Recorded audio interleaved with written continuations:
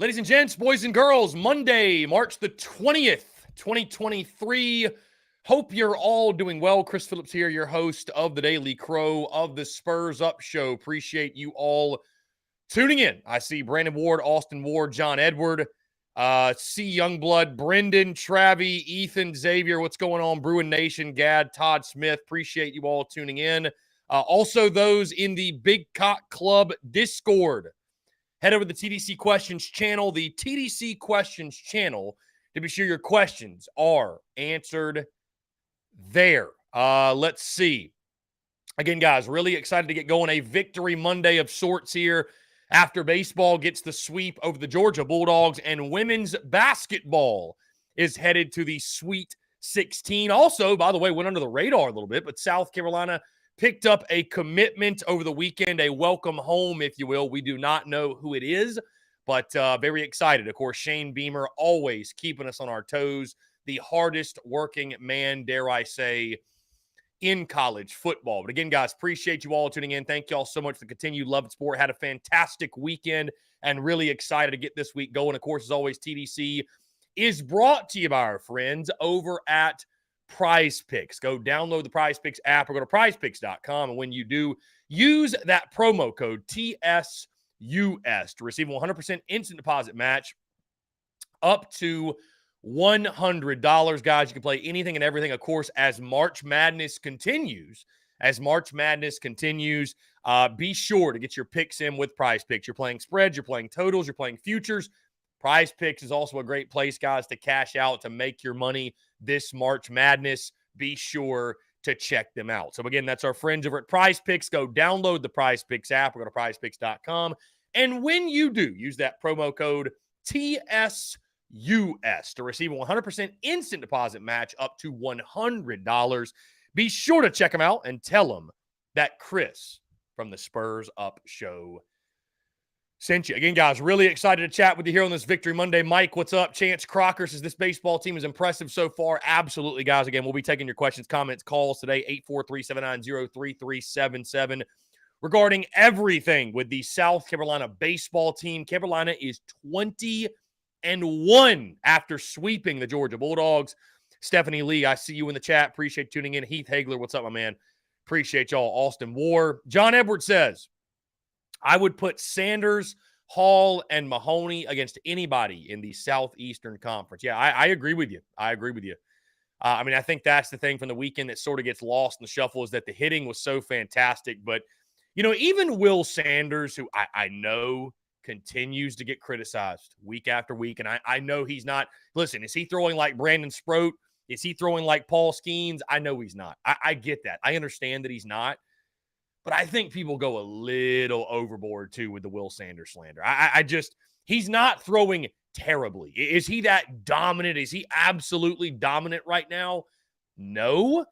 But they're keeping him in that Friday slot because they believe that he's going to be that guy. We'll see. Listen, I think you go 2-3 more weeks and he's still kind of doing what he's doing and Hall's doing what he's doing, then I could see a change. But you're not going to change things up, guys, when you are winning. You're not going to. You're not going to do it. So, we'll see moving forward if the coaching staff thinks different. I would not expect to see a change anytime soon. And back to your point, John Edward, that I would put those three guys. I would definitely put those three guys up against anybody in the SEC, truly. I mean, South Carolina, we knew coming into this season it was an embarrassment of riches, and that's certainly playing itself out. Also, guys, on that note,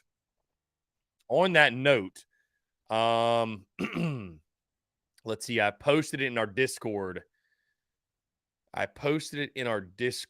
The statistics. Here we go. Shout out to this guy at Purple and Gold on Twitter, by the way. The Texas Tiger. So he's been tweeting out all season long total pitching statistics week after week, right? Total pitching statistics. The Gamecocks right now have the best ERA in the SEC.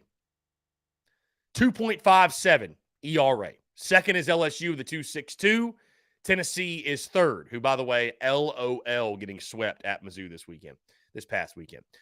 South Carolina starting pitching, specifically their starters, second in the SEC in ERA with a 2.73, and their relievers are second with a 2. I can't really tell what that says. 2.33. 2.33. So South Carolina's bullpen, one of the best. How about Kentucky's bullpen, a 1.75 ERA this season? They have been phenomenal. But the pitching's been elite. The hitting's been there. The pitching's been elite. The defense has been solid. And that all combined together gives you a 20-1 record. Andrew Murphy says, why do you think Sanders' velo has been down? It feels like last year he was at 95 to 97. Now he sits 93. I will tell you, Andrew, I agree with you.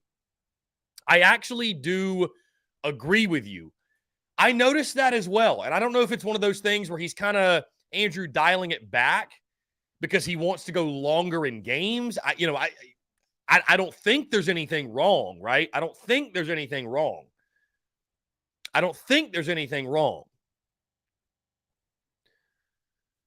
If there was, he wouldn't be pitching. So I don't think there's anything wrong with Will. I don't know. I don't really know the answer to that. I don't really know the answer why we're not seeing him more. Because I agree with you. It's like I didn't expect Noah Hall's velo to be up ahead of Will Sanders' velo. That to me is shocking. That to me is very surprising. I think it's definitely something to follow as we go throughout the next couple of weekends throughout the season as well. Yeah, John Edward, 2.57 ERA. Total teen ERA, 2.57. 2.57 teen ERA.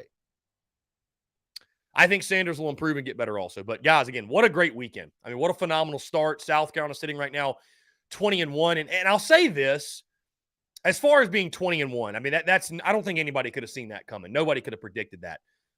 But I'm not shocked what we're watching. I'm not shocked. We talked about it all preseason that if South Carolina was able to show any sort of consistency swinging the bats, if they were even just average, but to slightly above average, this was going to be a good ball club. This was going to be a team that won a lot of games. And we still have a long way to go. But what you're seeing right now is that elite pitching staff is getting help. That elite pitching staff is accompanied by a competent offense. Also, the defense has improved a great deal since last year, but it all comes down to the sticks. We said it all preseason, and you're seeing it ring true. If you are able to hit consistently, guys, you hit 323 over the weekend against Georgia pitching. I mean, I'm sure it's happened, but I can't recall the last time that I saw the numbers and the Gamecocks hit 300 in an SEC weekend. And they certainly haven't done that on a consistent basis. They certainly haven't done that consistently. I mean, if you're able to do that in just half your SEC weekends, you don't have to hit that well to win. As you saw in games 2 and 3, you don't have to hit that well to win. Your pitching's elite. Your pitching's dominant. But if you're able to hit like that, that was the gripe last year. Hit 220 in SEC play. You're able to hit like that. If this team hits 270 in SEC play, you're probably going to win 18 or 19 games in the conference. You might win the East. You might win the East if you can get 270 in conference. That might sound crazy, but like that's how good I think the pitching is. You hit 323 on an SEC weekend, you're winning 2 out of 3 every time. I mean, every single time. The opponent doesn't have a chance. So it's a lot of fun to watch. A lot of fun to watch, man. So many guys making big-time contributions. So many guys making big-time contributions, man. Ethan says, I'm honored to share my name with Ethan Petrie, by the way. May very well be named Freshman of the Year. Yeah, I think so.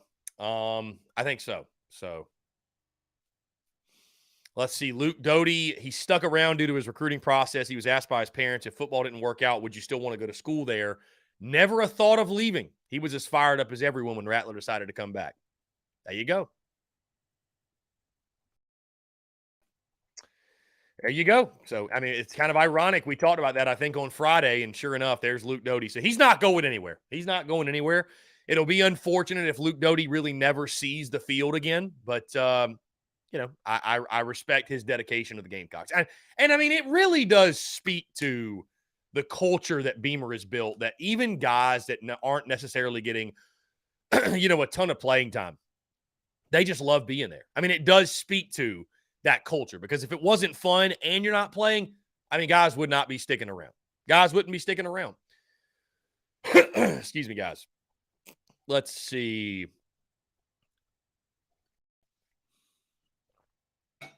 Brandon Ward says, after seeing Braswell coming in the clutch for the Yardcocks, do you think he'll get more playing time in the midweek games? I could certainly see that, Brandon. I think we definitely need to take a moment to give Michael Braswell a lot of credit, because this past weekend, it goes without saying, this past weekend does not happen without his heroics. And I'm not even just talking winning 2 of 3, winning the series. Like, you never know. I mean, you lose that first game in the fashion in which you would have lost it, all the momentum's on Georgia's side. They've got Liam Sullivan going in the second game of the doubleheader. No clue. No clue. And Michael Braswell is a guy, hadn't played all year, lost his job over the offseason, has not played all year, and his limited at-bats has not looked great. And he gets thrust into a situation. He even said he was surprised, right? The righty-on-righty matchup. He was surprised they called on him, called on his name. And he gets in there, and all he does is deliver one of the biggest base knocks of the season to this point. You really cannot overstate how big of a moment that was. Because, again, if that doesn't happen, you lose that game. All of a sudden, your back's against the wall, and you're at Foley Field. You're in Athens, Georgia, has all the momentum, all the confidence with their dude going in game 2 of the doubleheader. It's not a for sure thing that you win that series. So that moment, that at bat, that swing completely changed that series. And I really think it speaks to Michael Braswell as a competitor, as a human being, type of ball player he is, to come into that situation. He's not hanging his head. He's not upset about not getting more playing time. He comes in there, fights for his team, delivers the base knock. So really, I think it's one of those things that sort of got lost in the shuffle because, 2 run rule wins and all of the other guys that contributed and the home runs and all that. But, and I know I named Ethan Petrie the series MVP, but Michael Braswell, I think, could get the co-award, right? The SEC loves to hand out these co-awards. Michael Braswell could have gotten the co-MVP award for the weekend, because without that base knock, I don't know if the rest of it happens. It's not for sure. It's not a guarantee. Does he get more playing time? I don't know. I think in the midweek for sure. I think it'd be a mistake not to give him more looks. I do. I think it'd be a mistake. But it's like the toughest thing with Braswell is it's who do you take out of the lineup? That's the toughest thing. He's fighting for a spot in the lineup. So who do you take out? I mean, I would love to see Braswell get more bats, though. I'm all about that. I would love to see it. John Edwards says, no, we have a long way to go, but does the pitching give us a chance in Hoover for once? Yeah, it's crazy. Our best teams in school history, John Edwards, did not play well in Hoover. So I don't know. I don't know exactly what the deal is there. I don't know what the deal is in Hoover. We just do not play well in Hoover. Again, even our teams that won national championships were 1 or 2 games and done in Hoover. So let's see. Dawn Staley up for the Naismith Award. Well-deserved. I don't think that's a surprise to any of us. And by the way, let's make sure we give credit to women's basketball for advancing to the Sweet 16. Those games are now in Greenville for the Sweet 16 and the Elite 8. I am sure that the Upstate will be painted garnet and black for those 2 games, without a doubt. Let's see. I was about to ask the question, but I'm going to look it up myself because I'm just curious. Let's see.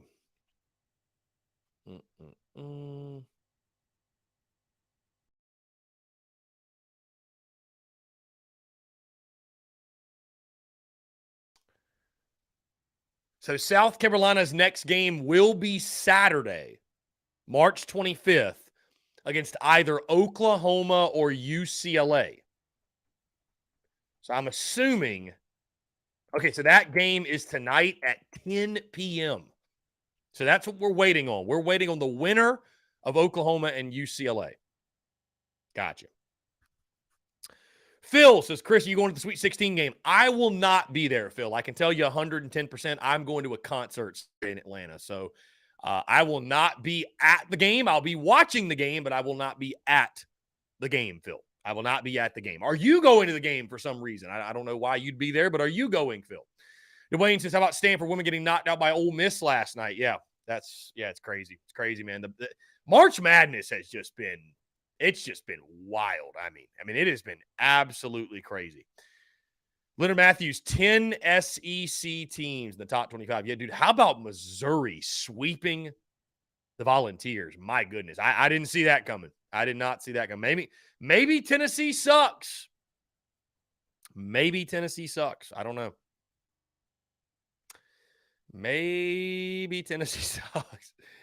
I mean,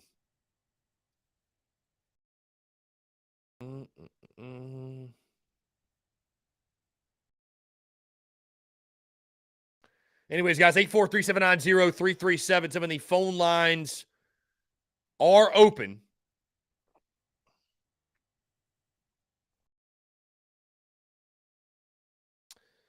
The phone lines are open here. And I saw Coleman Hall's comment. Coleman, I saw your comment. Anytime you want to bring up football, my guy, you're more than welcome to. You're more than welcome to. Coleman says Tennessee baseball gets what they deserve. Relatively classless group. That was wild, man. I mean, dude, Mizzou, how about Mizzou, too? You got to give a lot of credit to Mizzou, and they have been, I mean, a really good ball club this year. I mean, they've been a surprise for sure. They've been a surprise for sure. So.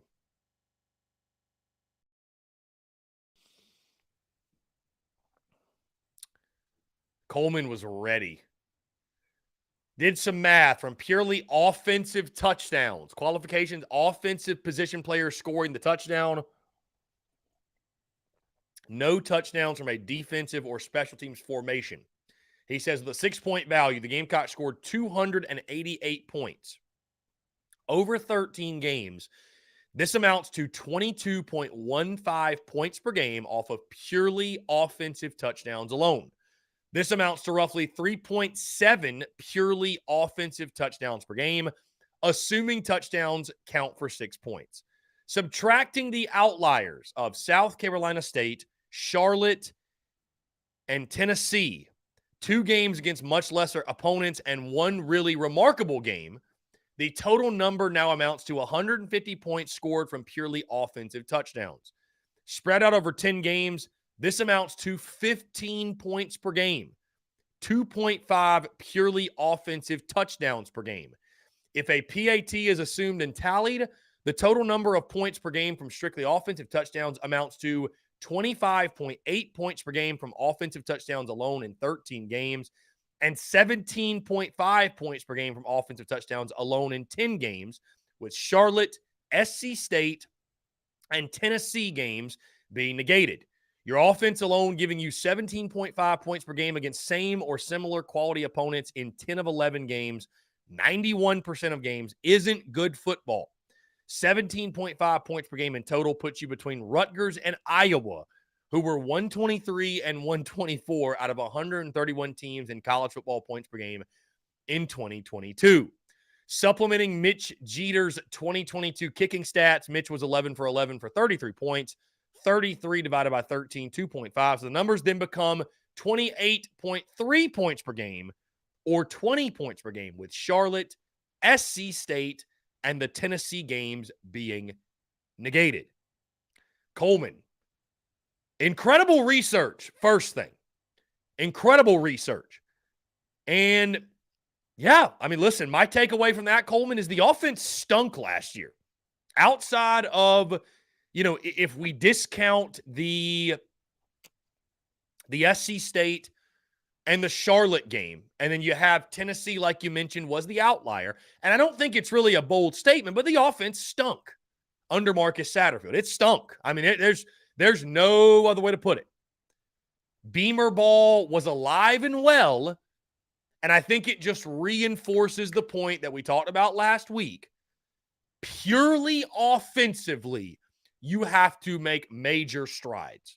You have to be much better. There are 3 phases to the game: offense, defense, and special teams. They all count towards the final score. But I don't think anyone could argue against the fact that you need to be much better purely offensively, and those numbers certainly reflect that. So great research. I mean, I think you had a fun weekend. Well, yeah, you had a fun weekend. No, I mean, I just, Brendan says, why are we still talking about Sat? I think it just reinforces how porous the offense was. I mean, I knew it was bad though, but when you think of it in those terms and you break it down to that level, I mean, it really does just hammer it home. So, I mean, listen, there's a reason why you have a new offensive coordinator, Coleman. There's a reason, right? The change was made. It isn't like we're sitting here with Marcus Satterfield still employed and there's people trying to convince you that Sat is the guy or what. Yeah, I mean, it's we are moved on, and you got to make major strides for sure. Major strides. So somebody said, I just read the Declaration of Independence. Gad says, we knew it stunk. You don't have to break it down that much. No doubt. We've got pups in the studio yet again, by the way. Great day to have a day. Appreciate you all tuning in. Check out the podcast, guys, that dropped this morning, episode 768, a full breakdown of this weekend's action that includes, of course, again, South Carolina baseball getting the sweep over Georgia and the Gamecocks women's team advancing to the Sweet 16. Again, phone lines open, guys. If you'd like to tune in, chime in. Just a dominant, and I mean a dominant performance over the weekend. South Carolina now moving up to 11th in the D1 baseball top 25. D1 baseball top 25. So 11th. And I think the respect continues to come. I think it does. I think this is a really intriguing week for Carolina baseball. You've got Charlotte tomorrow in Charlotte at Truist Field. Or Truist Field. It's not Truist Stadium because that's the Braves. I always get that mixed up. It used to be BB&T Ballpark, which is what I think a much better name. Either way, you're at the Charlotte Knight Stadium in Uptown. That'll be a really good one. 6:05 first pitch. And then this weekend against Missouri, which all of a sudden, right, we talked about this is a series that you should definitely get, shouldn't be a problem. And I still think that this fan base and all of us, we're expecting to win 2 of 3 or at minimum, but all of a sudden now it's a top 25 matchup. Mizzou in the top 25 after sweeping the Tennessee Volunteers. How about it? All of a sudden, Missouri is a really good ball club. I don't think many of us saw that coming. So, Travis says, has there been a football season we didn't have a touchdown from defense or special teams? No, Travis. Listen, I think special teams will continue to be a strong suit. I just think the point is that you need to not be so reliant on those things. Now, granted, if you keep winning and Beamer Ball is a massive part of your success, I mean, who's going to complain? As long as you're winning, who gives a damn? As long as you're winning, who cares? But I get what Coleman's saying. I do get it.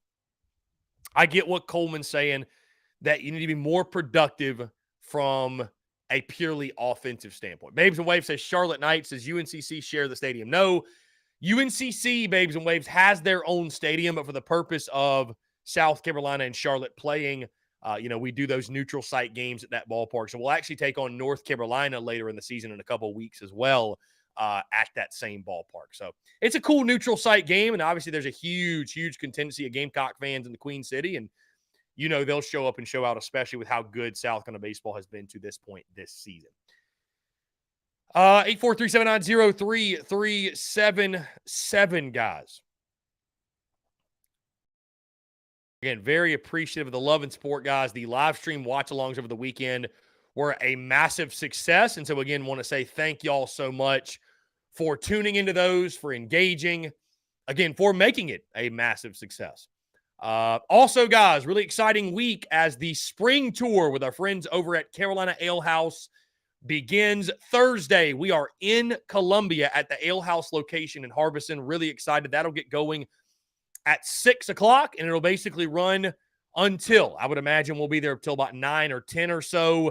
Going to be a good time, though. We'll be talking Gamecocks, talking business, of course, doing a bit of a Q&A session. We'll also have merchandise on sale. We will have the Beamer Ball to the Moon Tour shirts for sale. We'll have the Beamer Ball towels. We'll have the koozies, a very similar setup to what we had in the summer tour. So again, all my Columbia Gamecocks would love to see you guys out there. Going to be a really good time and excited to kick off the spring tour in the capital city. Looking forward to it.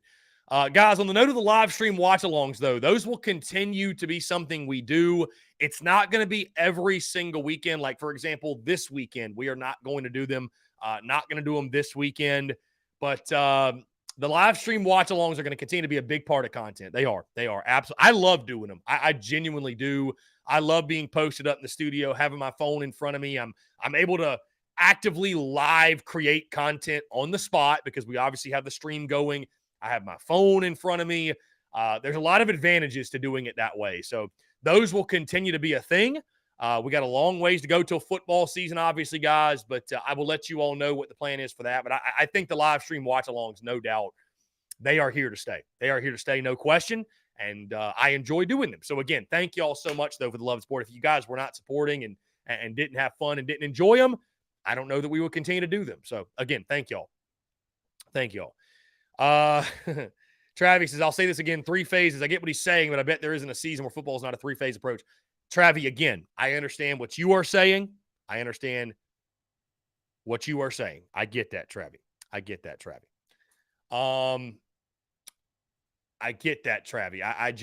I also get what Coleman's saying, right? You don't want to have to come into a game and say, well, if we don't score that defensive touchdown or that special teams touchdown, we're just shit out of luck. You don't want to come into a game saying that, right? You don't. You absolutely don't. But to your point, that should be a part of our game plan. Absolutely. Absolutely.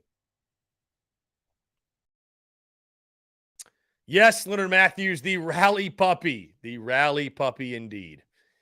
The rally puppy indeed. John Eber says, I think Fridays on SEC Network. Yeah, I'd have to check the schedule. I think I do recall that, John Eber, that the first game, or at least one of those games this weekend, is on SEC Network. By the way, the game tomorrow night is on ESPN Plus. Yes, so game 1, you're correct. Friday at 7 o'clock. That game is on the SEC Network, the big channel. Saturday is at 4 o'clock.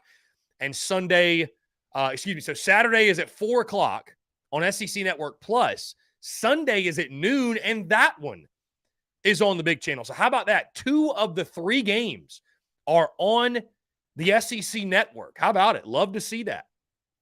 Absolutely love to see that. That is really cool. And by the way, what a great matchup. SEC Network's got to be sitting there saying, man, we really won with this matchup because now it's a top 25 matchup. Both teams are ranked. Puppies in the studio. You good? Yeah, you good. Top 25 matchup. Both teams are ranked. Mizzou now sitting at 22nd. Gamecocks, of course, at 11th. Really exciting stuff, guys. 2 of the 3 on SEC Network. That is really cool. That's awesome. That's awesome. Would be a great weekend to go as well, I would imagine. I think the weather, if I recall correctly, is supposed to warm up. I know it's cold as crap today. Yeah, high of what, 58 today, I think? That's in Columbia. Dude, yeah, this weekend in Columbia, Friday, a high of 87. 87, 81, and 78 this weekend, the highs in Columbia. So it's a great weekend to catch a ball game. An absolutely great weekend to catch a ball game, no doubt. No doubt about it. Let's see. Again, guys, 843-790-3377. That's 843-790-3377. How about the performances of Jack Mahoney and Noah Hall, by the way, your starters of the weekend? The fact, too, the fact that you not only win the series, you sweep the series, and you run rule them the last 2 games. Unreal. Absolutely unreal. Leonard Matthews, do you think 11 is a fair spot for us? I think it's very fair. Yeah, I think it's very fair. I mean, I'll say this. The rankings are fun, Leonard, because they give us something to talk about. But they don't mean a whole lot. In baseball, man, the rankings don't mean a ton. They don't. I have no problem with 11. I mean, I have no problem with 11. But again, I don't really lose my cool over the top 25 because the bottom line is this: you keep winning, you're gonna host, and I mean that's all that matters. Like it doesn't really even matter at that point. I mean, I'd love to see us earn a top 8 national seed. That would be really cool. But in baseball, man, you keep winning. You keep winning, it takes care of itself. So I'm not too concerned about it, but I do. I'm fine with 11. I have no problems with being ranked 11th. I have no problems with it. My guy Reese, what's up, man? What's going on? I will get you the Charlotte prediction, by the way, over here shortly. Gad says, do you have a price for the tour shirts yet? Also, will you be accepting verbal discount codes? I have not honestly thought about it. I'm trying to think of normally I could just say a flat $30. I'll let you guys know. I'll let you guys know, and obviously I'll have this figured out by Thursday. I would love to. I'll tell you this. I would love to sell them for cheaper than we normally do in our store, but we also have to turn some sort of profit.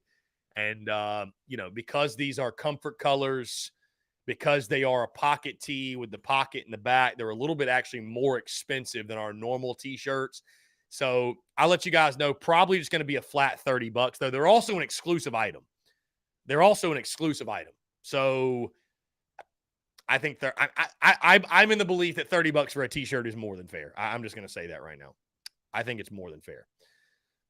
Let's see. Gamecocks ranked 15th in the Perfect Game USA top 25. Okay. Let's jump to the phone lines here. Call from Robbie Davis, Zaxby's Hall of Famer. To accept. Robbie, what's up, man? How are you? I'm good. Can you hear me? I can hear you perfect. What's up? Okay, good. First things first, when are people going to learn not to put the ball in the strike zone? Because if you put it in the strike zone against anybody on our roster, we'll hit the damn thing, okay? We'll hit the damn thing. We'll probably crush it and send it for a ride and make it go bye-bye, okay? When are people going to learn that? Well, Robbie, Georgia did. Yeah, I mean, you have to throw strikes in the game of baseball to play the game. So, yeah. Oh yeah, I understand that, but you gotta put it where we can't get to it at some point. I mean, yeah, no, you're right. I think we batted around twice yesterday, if I heard the announcers correctly. Yeah, that sounds about right. Yeah, it was a very fun day swinging the sticks, especially in that second and third game, man. It's yeah, I mean, it's a lot of fun right now to watch. And again, you got a nice mix of power, and I think you're also productive. It's not just the home run. Like it's not that feast or famine approach we saw in 2021, where it really just felt like, hey, if we're not hitting a home run, we're not even scoring at all, right? I mean, this team, I think, still thrives and feasts on the home run, and it's a positive to have a bunch of guys that are big, strong baseball players and can drive the baseball to the ballpark. But I feel like you're seeing, when you're not hitting the home run, competitive at bats, patient at bats. We've been talking about this all season, but to see it against SEC competition, I know Georgia doesn't have the best staff in the SEC by any means, but to see it in an SEC weekend, and again, you hit 323 against Georgia. Like, I don't recall the last time you hit over 300 in an SEC weekend. And I think that comes, again, from a well-rounded approach. Again, you've got those big, strong, powerful guys, but you've also got guys that are looking to just drive the baseball. And when you do that, good things happen, and that's what you saw over the weekend. Yeah. And Mahoney freaking did phenomenal yesterday. Okay. He did what he normally does. Is he went out there and took care of business. Okay. And like you just said before I called, right? We haven't really had good experiences in Hoover. Mm-hmm. But I think with this team, that could possibly change. And like you also said, right? And I've said it before too. Just stay focused, and all you got to do is just win. Win and let everything else take care of itself. Whatever happens with everybody else, so be it. Just focus on what you got to do and focus on getting the dubs, and everything else will take care of itself.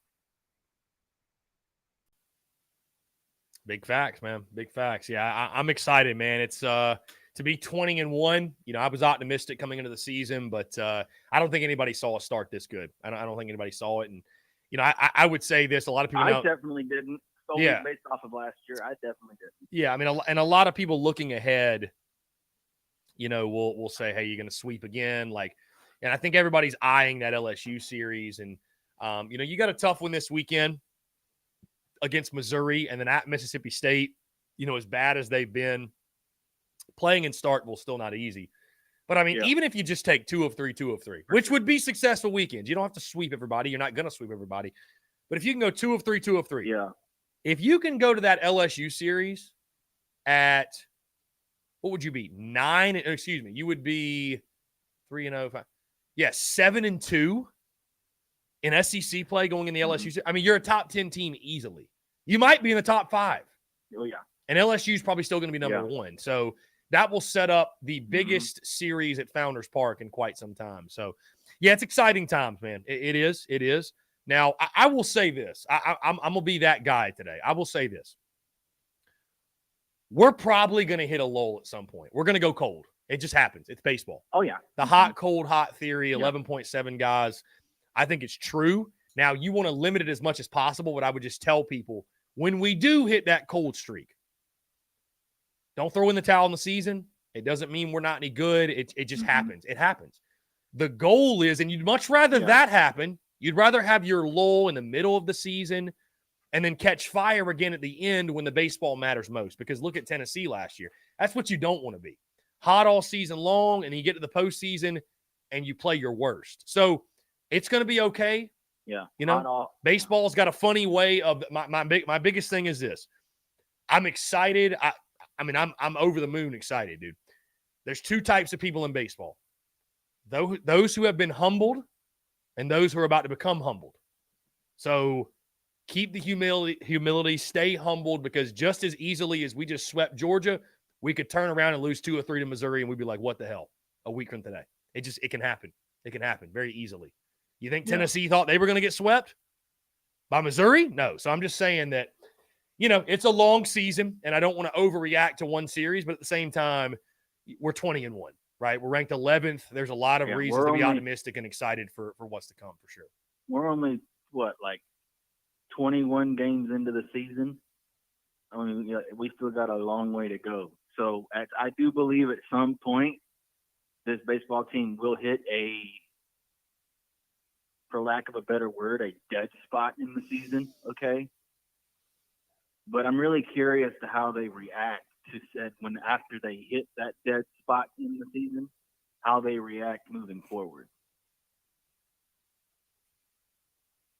Right. Exactly. Yeah. I think it's well said, Robbie. Because because when bad stuff happens, it ain't about what happened. It's about how you react to what happened. And I'm really curious to how they will react whenever something doesn't go as expected, because you're going to hit those kinds of situations no matter what kind of sport it is. Don't matter if it's baseball, football, basketball, whatever. It doesn't matter. You're going to hit times like that. And the most important thing is how you react to it whenever it happens. Indeed, dude. Baseball is a game where you fail. Are they going to hang their head, or are they just going to? Yeah, you fail 7 out of 10 times, and you know, you're considered a Hall of Famer. So I don't really worry, and I'll say this: I don't really worry about this team in regards to, you know, being resilient. I mean, look at Friday against Georgia, or excuse me, look at game 1 against Georgia, right? You know, you're down in that ball game. You could have easily, woe is me, we blew it, and instead you find a way. Win anyway. That's it. Win anyway. Yeah. Win anyway. Yeah. So I don't worry too much about this team being resilient. When I saw that Georgia was winning Friday, I ain't gonna lie, I got a little scared. But I was like, you know what? With how we've been hitting, if we just stay focused and just take advantage of good pitches, I think we can come back and win. And lo and behold, we came back and won the game 5-4. So, Yeah, that was a hell of a game. That was a hell of a game for sure. and it just shows that whenever you're playing South Carolina or anybody for that matter, a game is never over until that last out is made. It's Okay. 27 outs, man. Until that 27 last out is made, the game is not over. But I'm really excited with the way this season has started off, especially because of how we did last year, because last year was a crap show. But I'm really excited with how we're doing so far, and hoping that we can get back to the way it used to be, to where we're one of the best teams in the conference and one of the best teams in the country. I think so, my guy. I'm excited. I'm very excited. We got to, it's. I have been, and I'll say this. I have been patient early in this season in regards to saying a lot of things you just said. Hey, it's a long season. Let's let it play out. As each inning passes, I'm coming around to the idea, the thought of, and it's not a wild thought because I said it in the preseason, this could be true, but I'm like, are we good? I think we're good. Like, I think we're actually good. I think we're like, I'm not saying we're like, so we're Gamecock baseball good. Like, we're good. We are golden era of Carolina baseball good, maybe. Yeah, Potentially. 2011. Like, I want to jump overboard with it. I want to go overboard and be like, we are a national seed caliber ball club. But again, two types of people in baseball, those who are humble, those who are about to be. So, like, I want to remain humble when it comes to this ball club. We got 27 more SEC games, but there are some very, very promising signs early that tell me that we are that kind of club. We know the pitching's there. The defense is good enough.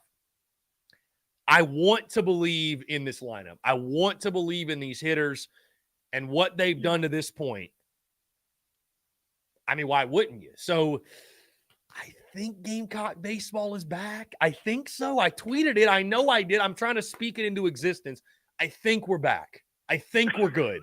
I'm going to roll with that until further notice. But it feels good to even be in that position where we're saying these kind of things, we're thinking these kind of things, and we move forward now through the rest of the SEC slate. I'm excited to see how this thing plays out. For sure. And before I get off of here, I didn't realize this until I was on the way to go hang out with Marion R26's mama for her birthday. But also yesterday was his mama's birthday. Plus, yesterday was also my sister and her husband's wedding anniversary. So. Love that. Well, congratulations to everyone, my guy. I love to hear it. So, but and now I'm hoping I'll see you in a couple of weeks. Go Yardcock, and to heck with Clemson. To heck with them. To heck with them. We'll give them a call. You saw they lost 2 of 3 to. We'll give them a call. You saw they lost 2 of 3 to Duke over the weekend, right? What? Yeah. They lost to Duke. Yeah, in baseball, yes. Oh my goodness! What in the world, bro? I know. That's great. I'm happy for Duke, of course. I was taught my ABCs at an early age, Chris. Anybody but Clemson. That's how I was taught my ABCs. I'm just glad that Clem sucks. Yes. They definitely do. All right, buddy. I'll see you in a couple of weeks when you're in Somerville. And, yes, sir. So you have a great rest of your day. All right. Yeah, man. You as well, Robbie. I appreciate it. Y'all have a good one. Will do, buddy. Yeah, man. Take care. Great stuff from Robbie Davis, as always. Lynn Turner says we're definitely improved, which is good to see. I think so, too. I think so, too. I'm not sitting here telling you on this Monday we're going to win the College World Series, but, I mean, I think this is a quality ball club. And to be realistically, right, I know I kind of joke around, are we good? I mean, this is a solid team. This is a solid team. You know, we knew if the hitting was there, we're going to be a quality ball club. And sure enough, I'm going to have to get that from her. I'm going to have to get that from her with a break. But sure enough, again, we're swinging the sticks. We know the pitching's elite. If that's the case, if we're swinging it well, we're going to win a lot of ball games. Guys, that being said, let's go ahead and jump into our first break. On the other side, I want to continue to hear from you more, your questions, comments, calls, and more. You're tuned in to the Daily Crow.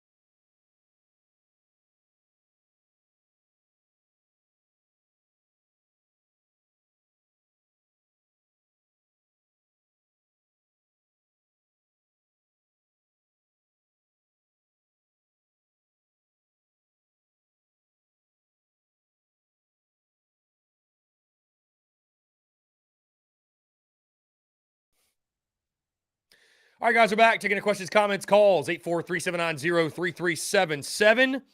That is 843-790-3377. I see Austin Greer's comment. You're so hesitant to say we're good, even though we're nearly a top 10 team. You have PTSD. Well, Austin, I've obviously been joking a little bit the way I've been approaching it. I think we're a good team. I've said that all preseason. I thought we had the capability to be a very good team. I think we're a good team. Are we a great team? I don't know yet. But I think we're a good team, Austin. I think we're a good team. I mean, I predicted us to be a good team. Even at the 34-24 that I predicted, which I do believe we will surpass 34 wins. I absolutely believe that. I thought we were going to be a good team. Much improved from a year ago. Off pitching alone. Are we a top 8 national seed elite ball club? I don't know yet. But no, Austin, I think we're a good team. Absolutely. I think we're absolutely a good team. I see Travi and Coleman going back and forth. Travi says, I love the banter, and I just want to make it clear I'm not disagreeing with Coleman. Our offense has been horrid for the most part lately. I'm just pointing out that the defense needs to be scrutinized just like the offense.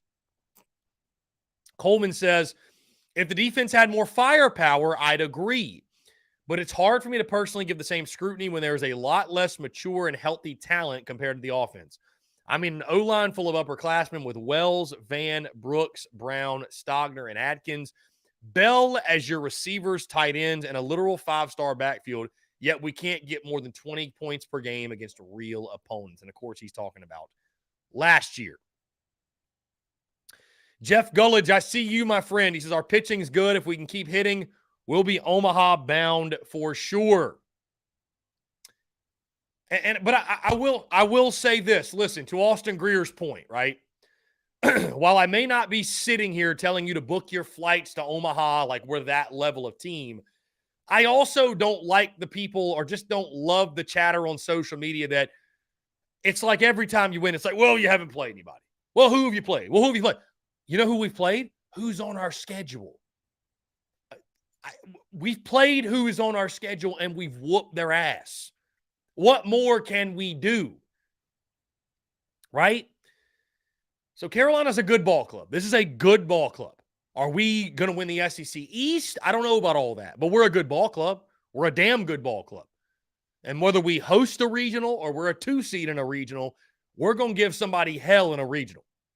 We're looking every part of that super regional team that I said we needed to be.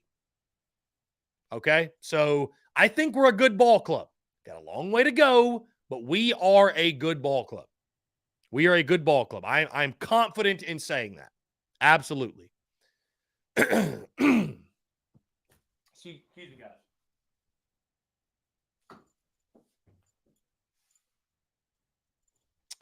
Eight 843-790-3377. That's 843-790-3377 here on this Monday, March the 20th, 2023. Appreciate you all tuning in. Really excited for this week, guys. We're rocking and rolling as normal this week with TDC every single day, noon to 2. Podcast today, of course, dropped. And Thursday, normal schedule across the board. And, of course, our spring tour begins this week in Columbia, Thursday afternoon or night, if you will, at the Carolina Ale House location in Harbison, 6 o'clock. That will get going. We'll probably do our Q&A session around 7:30 or so. And in case you missed it last year, what that really is I'll just take a couple of moments to say thank you to you guys, say a couple of words. If there are any questions regarding the Yardcocks or football, just really anything, I will take time to answer those. And, we'll just talk Gamecocks. I'll give you guys some business updates as well, and we'll have us a heck of a night. So it should be a lot of fun. Of course, I'm still dealing with pups in the studio here. Still dealing with the pups in the studio, as you can probably hear. Either way, though.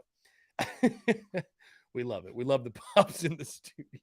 The rally dog it's funny. These dogs, they don't care what you're doing. They want to play. They want to play. So they want to play. Anyways, guys, let's see. Let's get back to your questions. Austin Greer says Petrie should be playing in the minors. I hear you, man. Now, I think that's certainly, Austin, where his career is headed. That's certainly where his career is headed. I mean, what Ethan Petrie's doing is I mean, it's incredible. He's Christian Walker reincarnated. He's the best freshman slugger for the Gamecocks since Christian Walker, what Christian Walker did in 2010, when he was the 3-hole hitter of a national championship team. I mean, the kid just looks natural. And it's like the thing that's so much fun to watch. It's like, it's not just like he's poolside. Like, dude, he's going backside. Like, the approach is so beyond his years, right? That's one of the things that I watch, and it makes it so special, the way he's approaching the game. It's a lot of fun, man. It's a lot of fun. Now, his challenge will be, of course, when he runs into adversity, making the adjustment, obviously. But, I mean, I think, obviously, sky's the limit for this kid, and I think he's going to be playing baseball for quite a long time. Absolutely. Let's see. I see Coleman and Travie just going back and forth here. Going back and forth in the comments. Going back and forth in the comments. Love to see it. Beauty's in the banter, boys. The beauty is in the banter. Gad says, random note, early release for MLB The Show comes out on March the 24th. I did not know that. How about it, Gad? I'll tell you this, Gad. I have been playing. I finally caved and got it because my guy had been pressuring me to get it. I have been playing PGA Tour 2K23. That game is a blast, dude. That game is so much fun. So much fun. And I will indeed be buying the EA Sports PGA Tour game that comes out April the 7th solely because the Augusta National is on it. That's it. So I'm having a blast with it. Let's see. Where's Panic Ritter? Great question, Austin. Actually, I do want to shout out Panic Ritter because I called out Panic Ritter on Twitter. And Panic Ritter sent me an email yesterday. Panic Ritter sent me an email yesterday. Let me find the email here. I want to read this email. Let's see. Here we go. From Adam Ritter. He says, love your work, Chris.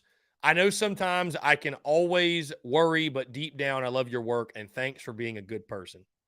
He even signed off on the email as Panic Ritter. I love it. So shout out to you, Panic Ritter.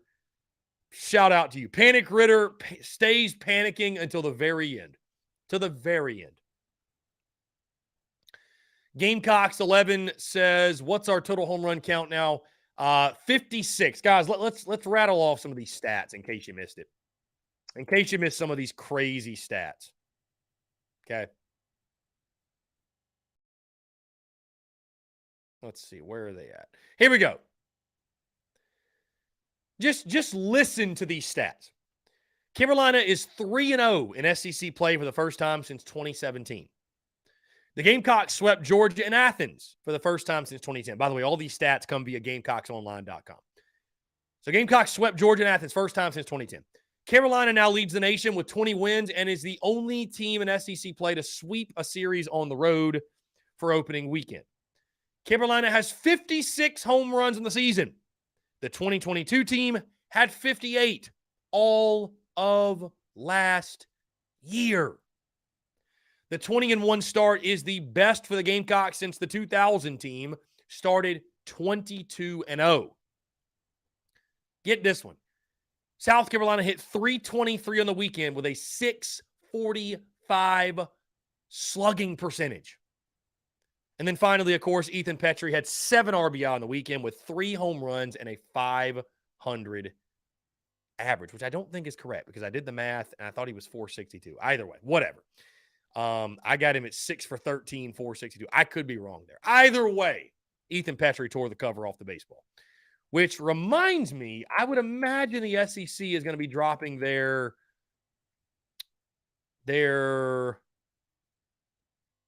players of the week or players of the weekend, players of the week, whatever. Some point soon. Here we go. How about it? Ethan Petrie. There it is. Freshman of the week. Ethan Petrie. And there's no co, by the way. There's no co. Ethan Petrie is your freshman of the week. He stands alone. How about it? Gad, I think 2K23 is pretty fun. I'm also not like a video game critic, and I really only play it when I'm playing my buddy. The fact it's cross-platform is elite. Blake Seaborn says, Chris, Chef's Kiss, hat and hoodie, please. Chef's Kiss. Thank you, Gavin Cassis. Chef's Kiss. Chef's Kiss. Love it. Chef's Kiss. Yes. Yes, indeed. I might have to get to work on that. A Chef's Kiss. What would it be, though? Would it just be I don't know. I feel like that's something we'd probably need to partner up with Cassis. I don't know. I'll get to work on that. Brian Dean says, Jaden Woods had 11 strikeouts, but this was a good test for our Gamecocks against SEC pitching. I love their approach because they are never out of a game. Yeah, absolutely. I think that's the biggest thing from the weekend, right? It's cutting down on the strikeouts. If you can do that, but guys, I said this on the podcast that dropped this morning. You averaged 9 strikeouts per game. And honestly, guys, and I know for the old heads of baseball, you'll hate to hear this, but I'm sure you already know, strikeouts are such a part of the game that if you can average single digits strikeouts per game, you're actually doing fairly well. You are. So, cutting down on those as much as possible would be great, but I think it's something you just kind of live with. You just kind of live with. Jacob B., thoughts on the World Baseball Classic and the injuries? So, Jacob, I don't have nearly as hot a take as KFC with Barstool did. I wonder if that's why you're asking. I'll just say this. I mean,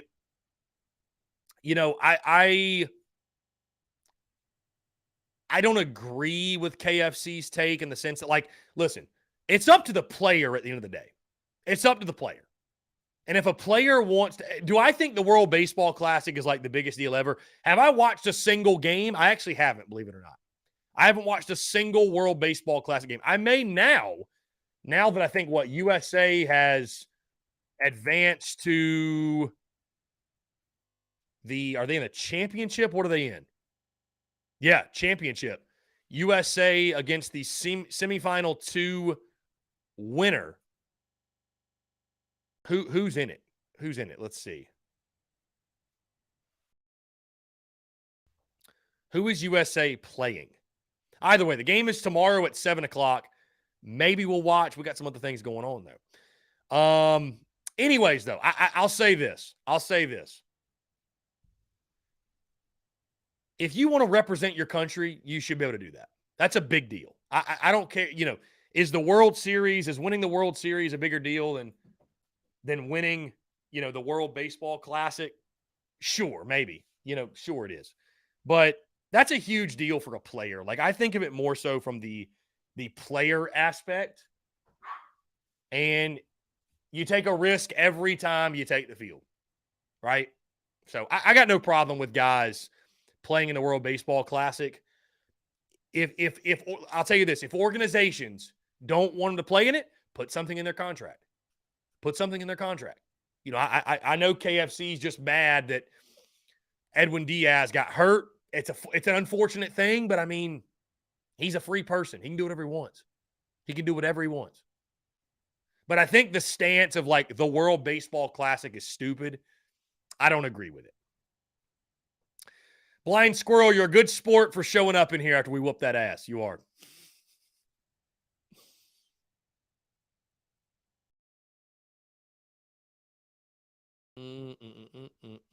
Let's see. Anyways, guys, 843-790-3372. We'd love to hear your thoughts on everything that happened over the weekend. Also, how about women's basketball? Advancing to the Sweet 16? Gamecocks to take on the winner of UCLA and Oklahoma, which takes place tonight. But again, those games are in Greenville at Bon Secours Wellness Arena. Saturday is when the Gamecocks will play. Not exactly sure on the time as of yet. I don't believe that has been set. I don't believe that's been set yet.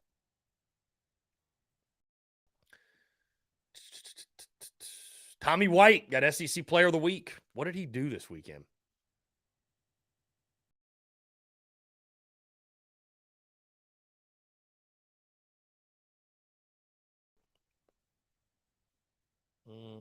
Let's see. What did Tommy White do this weekend?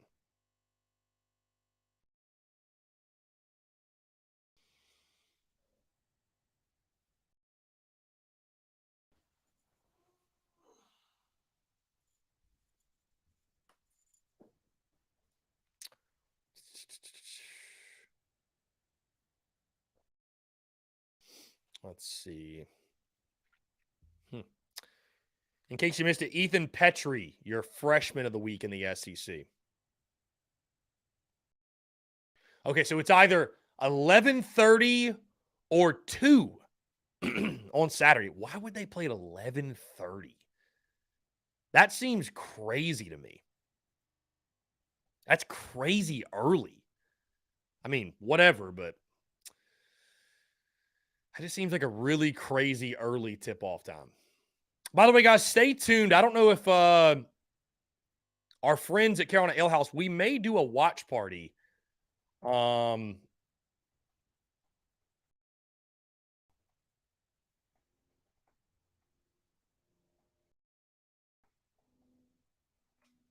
actually just texted them. I'm actually just texting them right now. You know, we did a watch party last year. I think both for the Final Four and the national championship. I don't know why we wouldn't do that again, honestly. I don't know why we wouldn't do that again. Probably in Columbia. You guys let me know. Would that be something? I don't know how many Cola Gamecocks we've got tuned in here.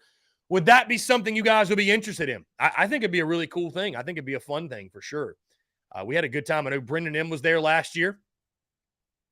I think Brendan M was definitely there last year. We celebrated accordingly at the Carolina Ale House. Had a really good time. So I'd be down to do that again. I think that'd be a lot of fun. So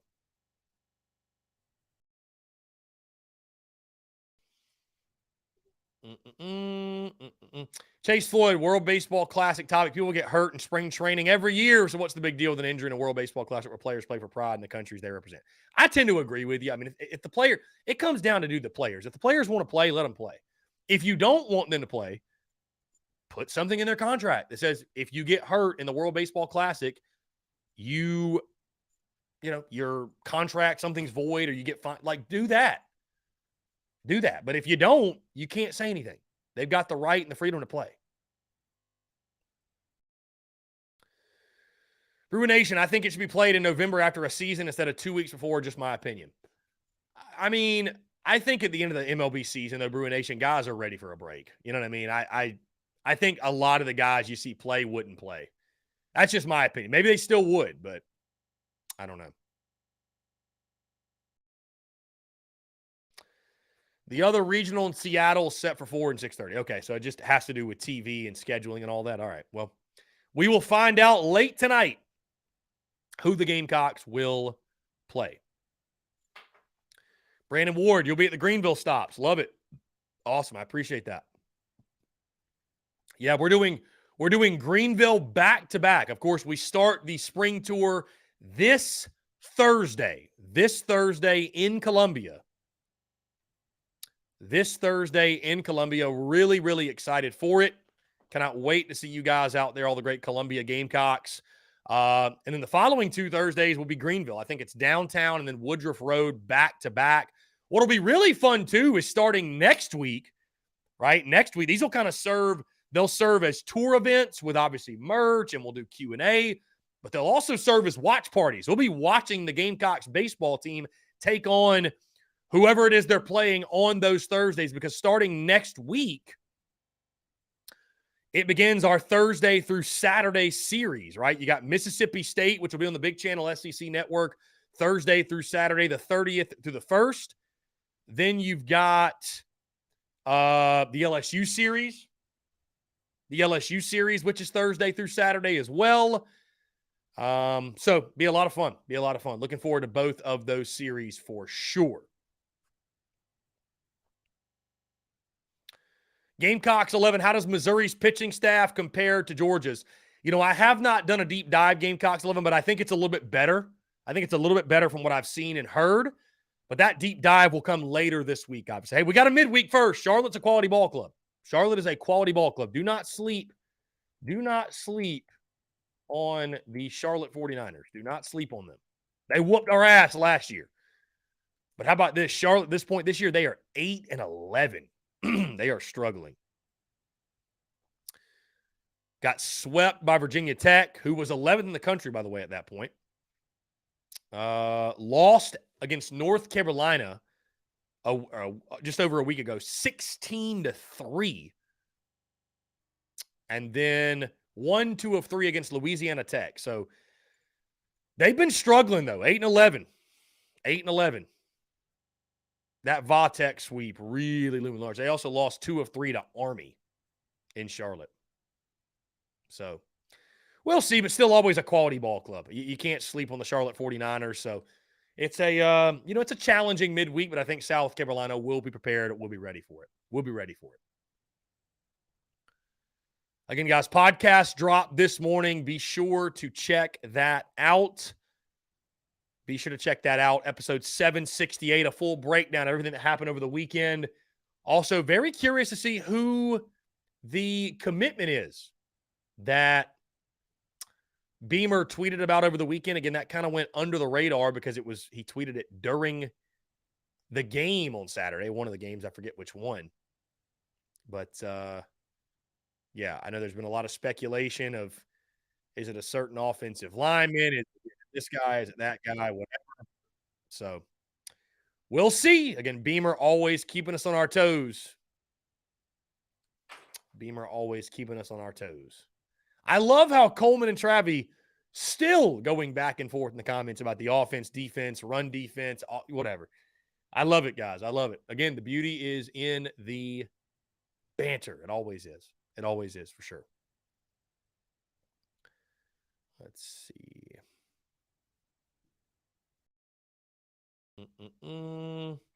Gad says, pumped for Woodruff Road. I am as well. I mean, our Greenville stops are always really, really good. Really great crowds, really great turnouts, Gad. So excited to see you there. But yeah, we always have fantastic turnouts at the Greenville spots, and it just really speaks to, man, the Greenville Gamecocks and again, you guys showing love, and it's a cool thing, man. I'm really appreciative of the love we get in the Upstate. Guys, that being said, we're going to jump into the break. On the other side, I want to continue to hear from you. More of your questions, comments, calls, and more. You're tuned in to the Daily Crow.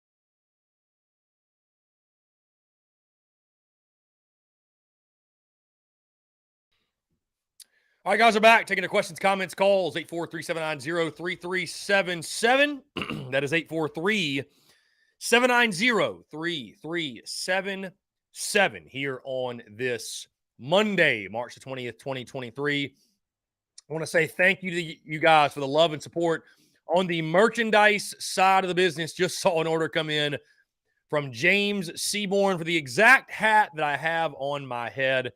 And that's always a cool thing when people are, you know, I'll wear, and it's why I rock my merch every day. It's one of the reasons I do. I mean, number one, I love my merch. I love creating merch, and I love the merch that I create. But also, too, it's really cool to, you know, it's one thing to create merch and then, you know, put it on the store and throw up a link or what have you. But it's another thing to, you know, wear it yourself, and then people see you rocking it, and they're like, hey, I want that, right? I want that. So, Blind Squirrel, love the show, Chris. I do need to order a Clem Suck shirt in red and black. Well, it's garnet and black, by the way, Blind Squirrel. It is garnet and black, just to give you the heads up. So, let's see. Yes, Blake, that was you. Okay, there we go. I was just mentioning that was you. That was you. Love that. Panic Ritter, what's up, man? He says, I'm 86%. I think the ladies will win it all. Okay. 86. What seems like an interesting number. 86%. I'm 100%, Panic Ritter. Let me ask you this. Just for fun. Those of you who are following the tournament closely. If South Carolina women's basketball does not win it all, who will beat them? Like who is the team that will beat them? Most likely. Who's the most likely team that'll beat them? Because Stanford just got knocked out. Would it be UConn? I mean, we already whooped that ass. Like, who would it be? I mean, I guess it's possible to get upset. Iowa, Caitlin Clark, going to take Iowa all the way? I'll tell you what'll be a really interesting year for Gamecocks women's basketball is next year when you lose Aaliyah Boston and basically the entire roster or in the entire starting five. I mean, I know you've been recruiting better than anybody, right? And, I mean, okay, you lose half of the starting five. Well, it'll just be an interesting transition year. But, I mean, Dawn Staley, the way, again, we're recruiting, I don't have any doubts. It's just, it'll be interesting. I think it was even you, Brendan, that said you don't think we'll be ranked preseason number 1 next year because of all we lose, which is fair. It's fair.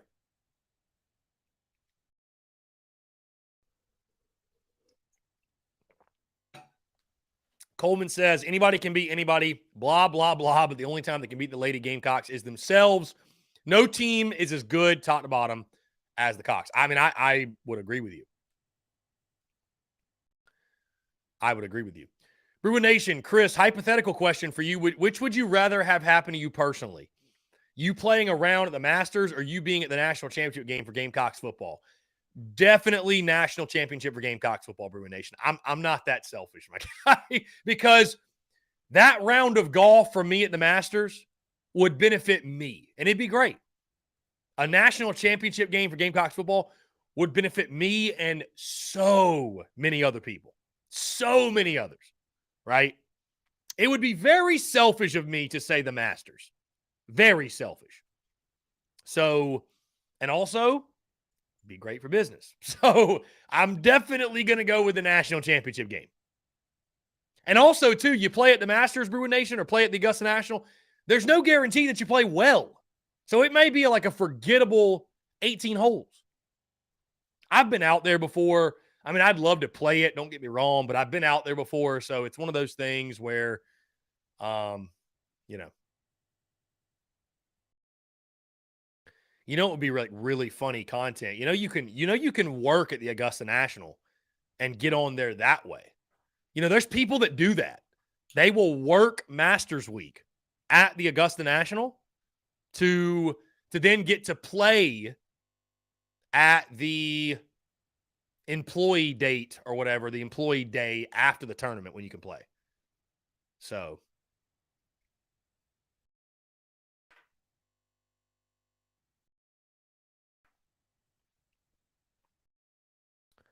Let's see.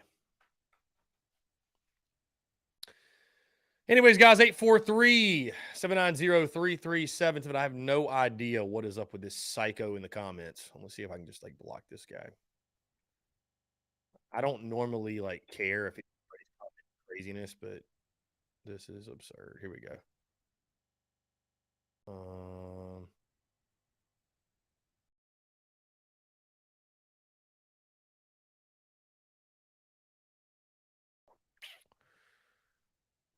Let's see if I can just.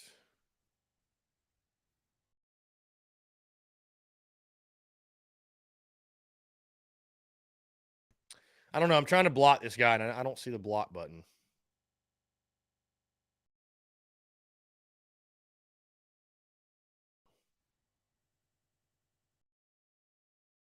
Anyways.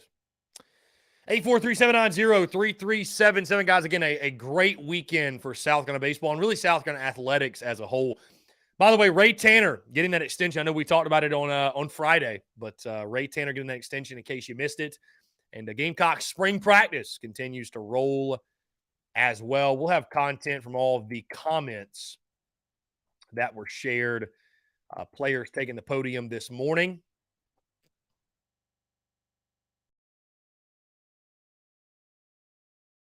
Let's see.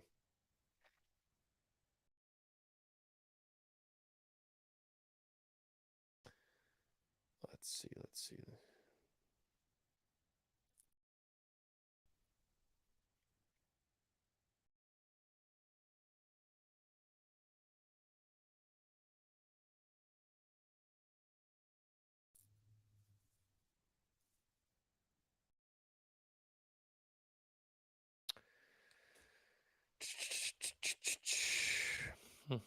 Just looking at these quotes from the presser today.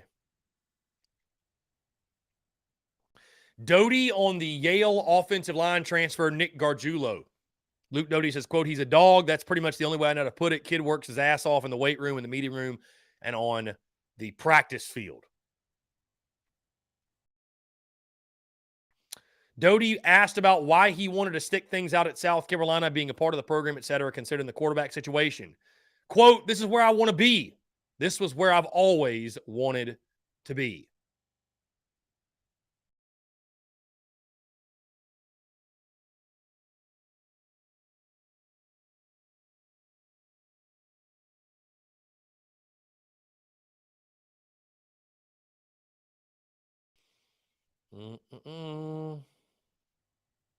No Spencer Rattler today per South Carolina because he has a test. How about that? School first.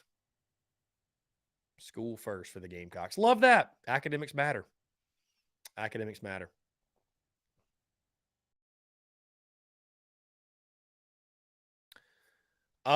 Madison, is there a special button? No, there's not a special button. There was a promo code. There was a promo code which you have to join the BCC to access. And guys, you can also text that number, by the way, the 843-790-3377. You can also text that number. So, yeah, Doty grew up a Gamecock. I'm not surprised, guys. We talked about it last week. I'm not surprised at all Doty grew up a Gamecock. And so I'm not shocked at all that he's not transferring or anything of the sort. But, you know, there's been a lot of chatter about that over the last couple of years. So I don't think Luke Doty is going anywhere. I don't think he's going anywhere.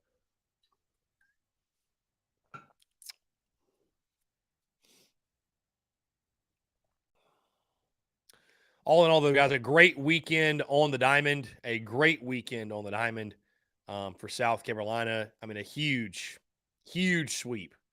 And not just a sweep, but again, to win the second and third games by run rule.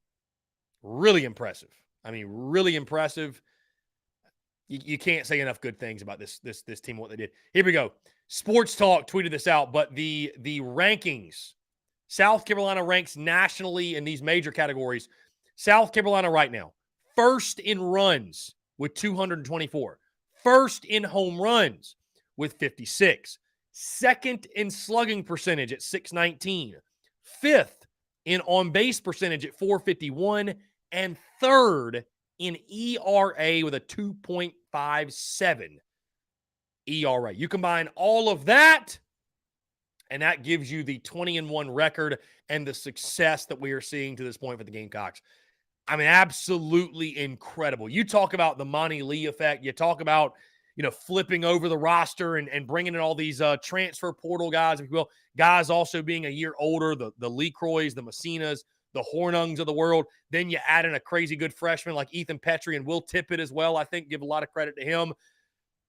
I mean, it's wild the turnaround already that we have seen. First in runs and home runs. Who would have imagined this point in the season? Who would have imagined? Absolutely incredible.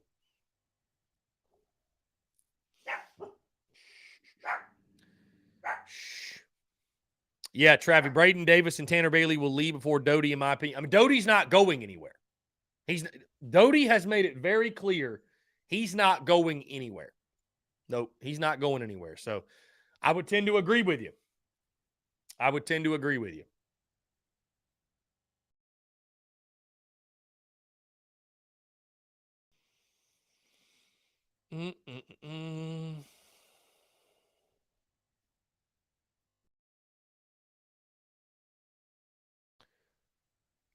Guys, how's your bracket looking right now, by the way? Let's see. I'm gonna look at mine. My bracket's got to be just destroyed. Like absolutely wrecked. Absolutely wrecked. Woo! Yeah, my bracket is terrible. Wow. 14% of picks I've gotten correct. I mean, Purdue was my national champion. 3 of my 4 in the Final Four are still intact. That's the good news. But, I mean, I had, let's see. I missed so many. Dude, I don't even know where to start. I missed so many games. So many. I mean, I will say I did have Tennessee in the Sweet 16. My bracket is trash, though, dude. My bracket is so trash. My bracket is literally at 14%. My bracket is on, like, to say it's on life support is just incorrect. It's dead. My bracket's dead.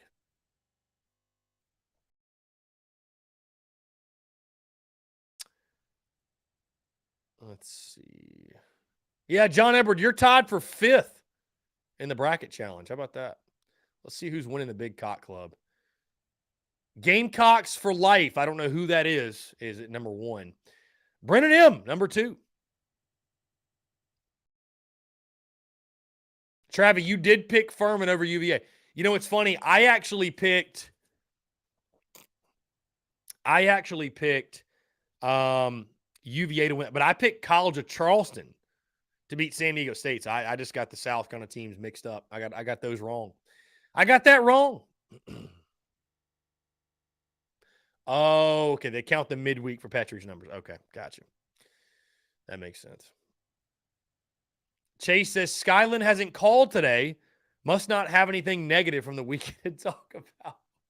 Come on, Chase. You ain't got to do that to Skyland, my guy. You ain't got to do that. You ain't got to do that to Skyland.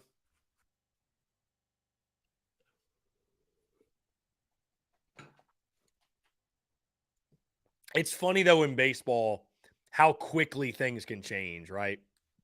We lost that lead in game 1, and I saw people on social media. And, hey, listen, I was right there with you. People thinking, oh, my God, here we go again. Same old Yardcock, same old Gamecock baseball under Kingston.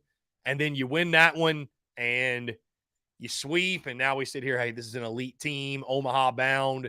It's just crazy how winning one game can change the entire narrative. Again, that's why you got to give a lot of credit to Michael Braswell, man, and his job, what he did this in that first game. I mean, huge. One of the biggest swings of the season at this point. One of the biggest swings of the season at this point.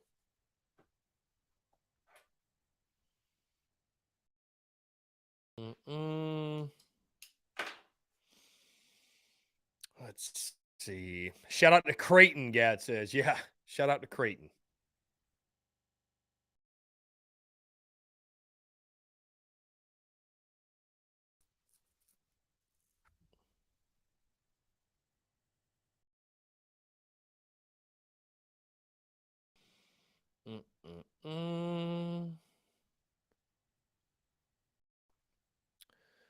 Guys, by the way, quick reminder, I will be going on Mark Ryan's radio show today. Offsides of Mark Ryan. We're going on that at 4:40 today. 4:40 today. We will be live.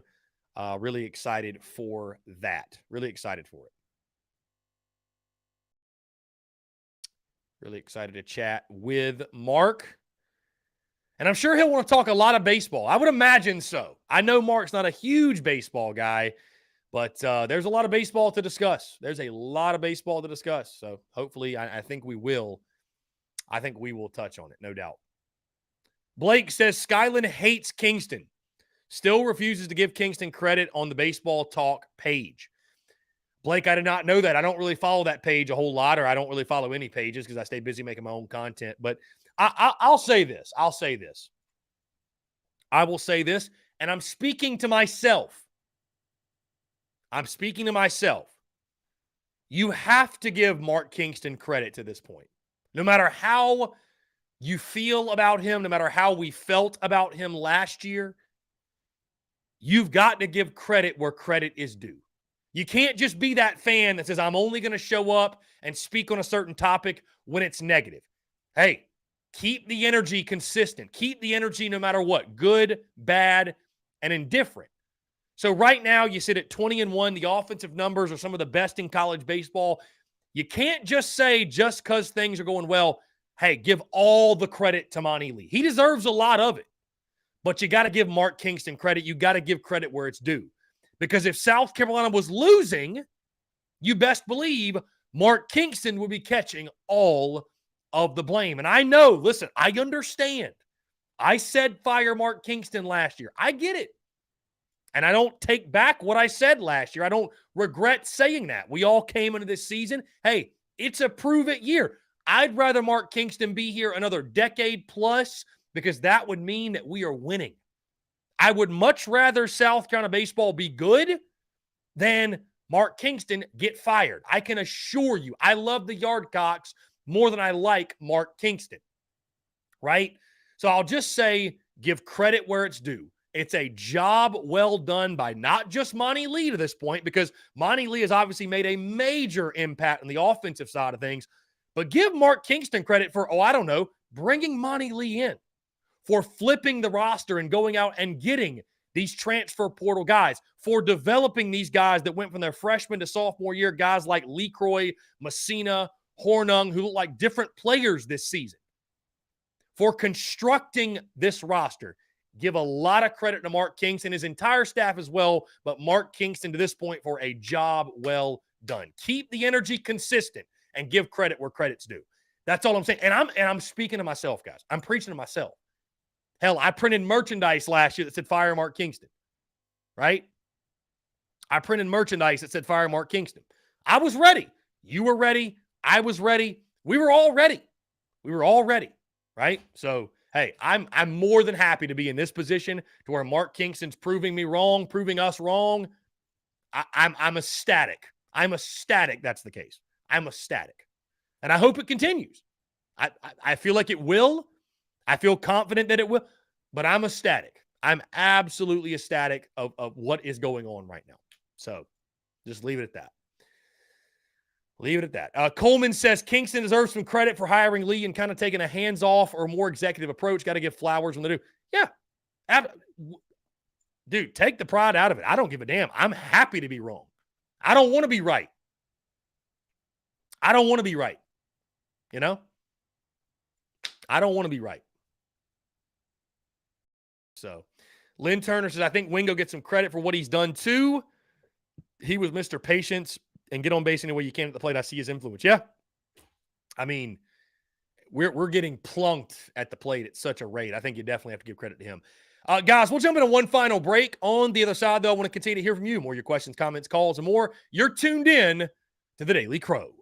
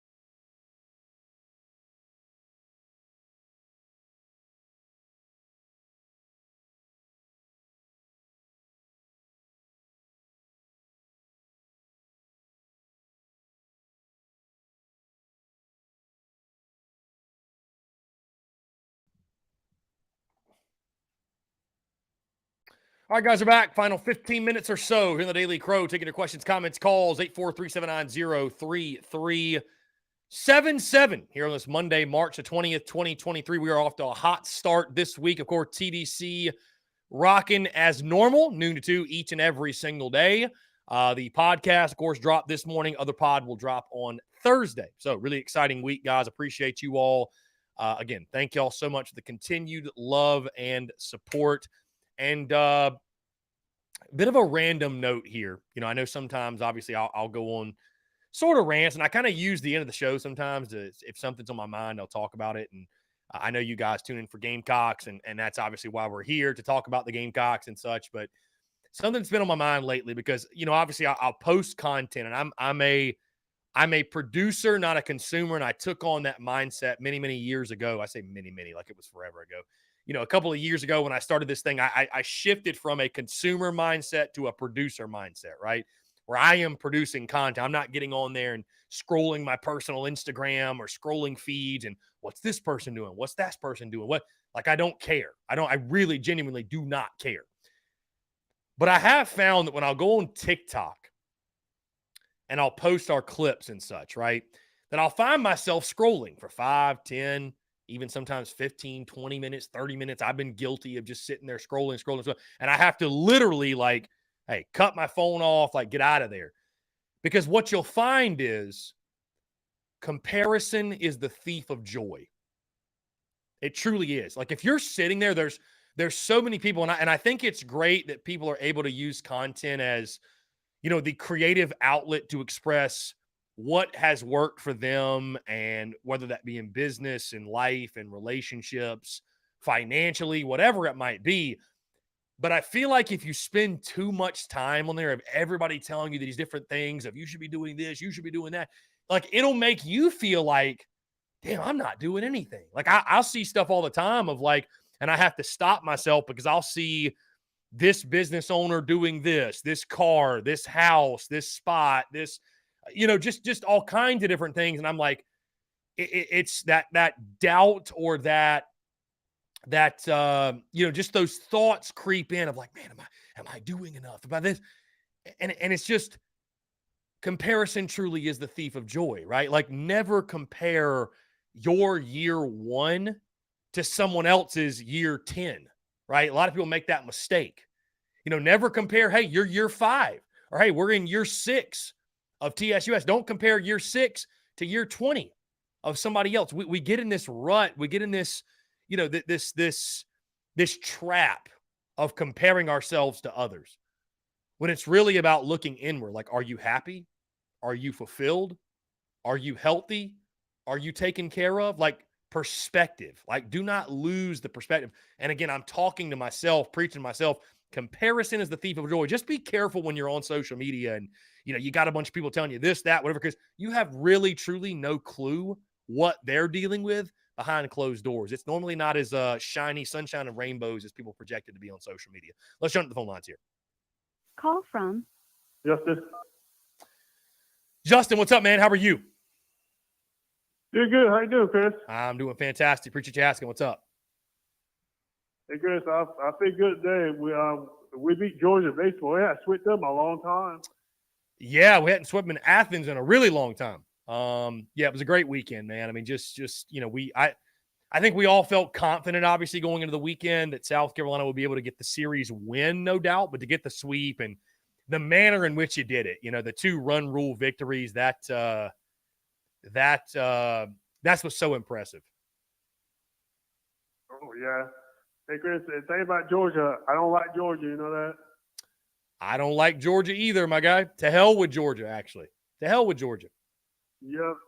Hey, Chris, that's why our biggest rival football and baseball, basketball, and also I wish we'd beat all of them every year, I wish we beat them all every year as well, my friend. I would love to see it, but sure does feel good to beat them when we do. Yep, it's good too. And also the women, I'm glad we beat South Florida. But South Florida, they play a little tough a little bit, but at the end of the day, we pull it out. Yeah, South Florida was actually leading that game. Oh, South Florida was leading that game. So, yeah, it's, feels good to be good, man. It's I mean, just what Dawn Staley's team did this weekend, I don't think anybody's surprised about it. So, Oh yeah, and Chris, they play Greenville. Are you going to the Greenville game? you said what now? Are you going to go see soccer play Greenville? I will actually be out of town Saturday. I don't know about it. I guess the other game would be Monday. They'd play in the Elite Eight. Is that? I don't really know. I'd have to check the schedule. So maybe I'll check out the Elite Eight game. Yeah, what's going to be at? It's going to be at Bon Secours Wellness Arena. Yeah, it's going to be both the games this weekend are in Greenville. Oh, So yeah, so good. You're going to miss this. You're going to miss the game, huh? yeah, I mean, I won't be there in person, but I'll definitely be watching it. So definitely be watching it. Yeah, because But yeah, so it looks You like go out of town, the Elite Eight. There are games in the Elite Eight on that Monday, March 27th. So obviously, if we're playing in the Sweet 16 on Saturday, well, actually, I don't know. Never mind, because there's Elite Eight games being played Sunday, March 26th, and Monday, March 27th. So I don't know. I don't know which day we'll play on. All right, no, I'm wrong. Yeah, Excuse me. Yep. Friday, Saturday, Oh, Sweet 16, Sunday, Monday, Elite Eight. So we will definitely play on Monday then. I'm wrong. We will definitely play on Monday since we're playing on that Saturday. So. hey Chris, where you going to tie at? So what now? What state you going? I mean, if I do go, it'd be Monday. If I do go, it'd be Monday to the Elite Eight game. That'd be fun. That'd be a cool Yeah, thing hey, to go Chris, you to. out of town. Oh yeah, hey Chris, where you going out of town to? We are going to a concert in Atlanta. Oh wow, who's playing the concert? I honestly don't even know, man. I'm just tagging along. I don't even know who's playing, to be honest with you. Band I haven't heard of. Huh? Band I haven't heard of. Oh wow, yeah. Hey Chris, I would love to go to concert too, man. But I've been to a concert a long time ago. I think I went to Jesse Beyonce in Columbia not too long ago. Wow. Yeah. I get to concerts every now and then. It's not a ton, but I do enjoy them. It's always a good time. Oh yeah. Yeah, Chris, that's fun. And hey, enjoy while you still can, you know. Yeah, for sure.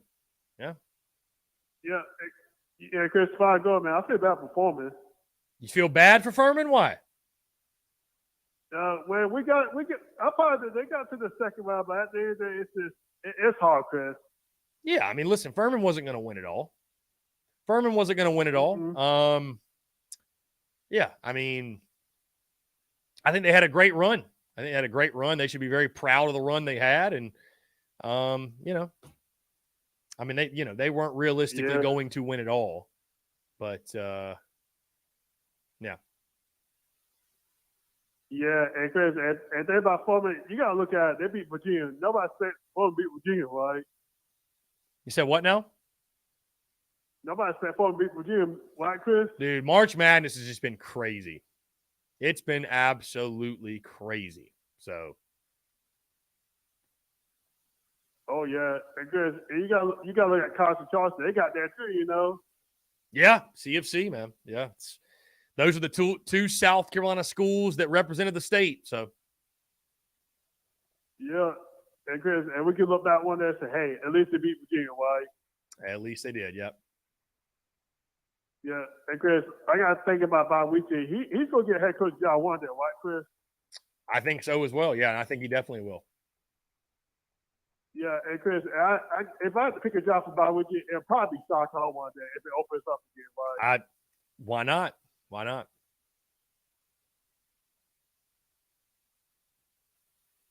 Yeah, what do you think, Chris? Hey, why not? Take the Gamecocks job.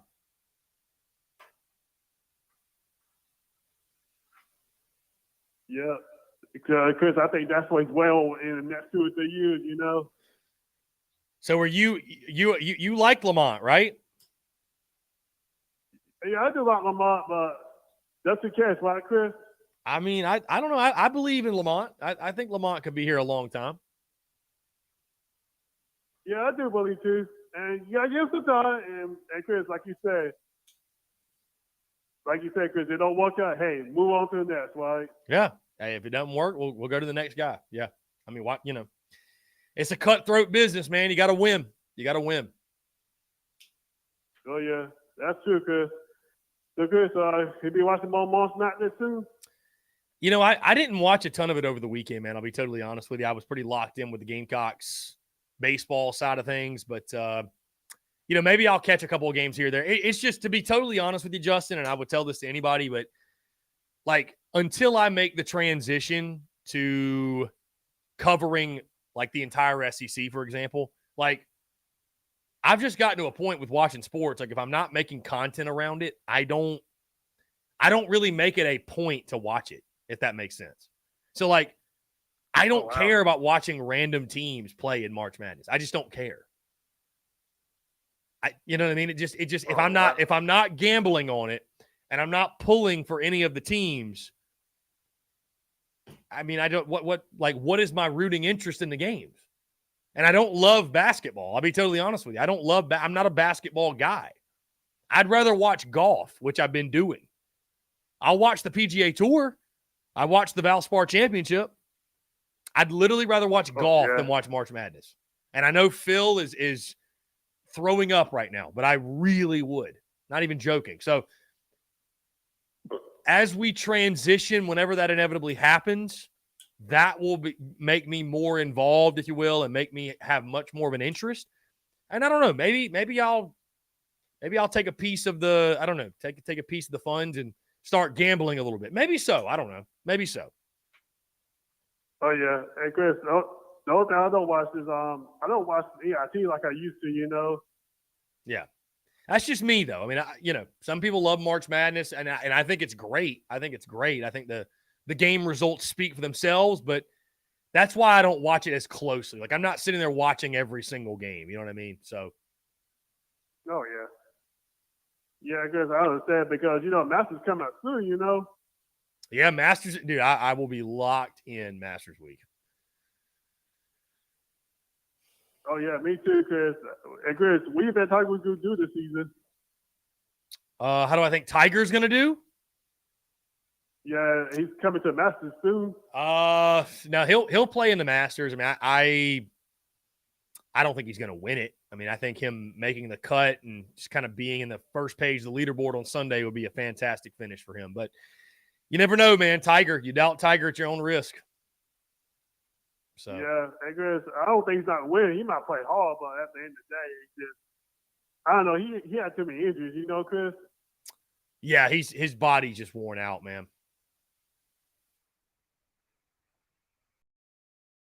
Yeah, Chris, because when I look at these young golfers in Masters, they doing something. You know, these young golfers, you know. Yeah, for sure. No, they're elite, man. So it's it's just tough. It's just tough for Tiger to win again. Yeah, and Chris, I feel bad for him. I mean, he's not young like he used to, but it's hard when your body's going, right, Chris? You're right. Mm-hmm. Yep. Well, Chris, that's all I said, man. Hey, I appreciate it, man. Justin, appreciate the call. You too. Go get it, Chris. Yeah, man. Take care. Great stuff. Great stuff from Justin as always, guys. Brandon Ward, you're out of here. Hey, I appreciate you tuning in, Brandon. Appreciate you tuning in. I did not think I'd ever be talking golf with my guy, Justin, but there we are. Love it. Absolutely love it. So, let's see. Coleman said, Chris, what do you think Rattler needs to do to take the next step? Do you think his picks and overall indecision and hesitancy issues were scheme related, or is that something on Spencer? I mean, aside from the game against Tennessee, he was level with 12 picks and 12 touchdowns. Lynn Turner then replied, receivers take some blame because I saw receivers running lazy routes, at least early in the season. When you throw timing passes, receivers have spots to get to. Coleman also said, noticed that too. Kind of felt like Rattler had no help anywhere. Scheme was bad. Run game was lots of bad drops. He's a lot better than his stats. Yeah, I think that consistency for Rattler is the big thing. I mean, eliminating or not turning the ball over, Coleman. If I could pick one thing that I'd like to see Spencer Rattler do much better than he did in 2022, the scheme needs to improve tremendously, and I think it will. He needs more help. I think he'll have it. Not turning the football over. That's it. Just eliminate the turnovers as much as possible. That would be the one thing I'd like to see Rattler do above all else. Guys, that being said, we've hit 2:00. Time flies when you're having fun, man. I appreciate y'all. Thank y'all so much for tuning in, all the questions, the comments, the engagement, guys. I appreciate it. Again, check out the podcast that dropped this morning, episode 768, a full breakdown of what happened over the weekend. And of course, like I mentioned, normal schedule this week with the podcast, the Daily Crow, and also the spring tour gets rolling this week in Columbia Thursday night. It'll get going at 6 o'clock. All the details are pinned to the top of our social media pages. Guys, thank you all so much. Appreciate you all tuning in. Have a great rest of your Monday, and we will talk to you all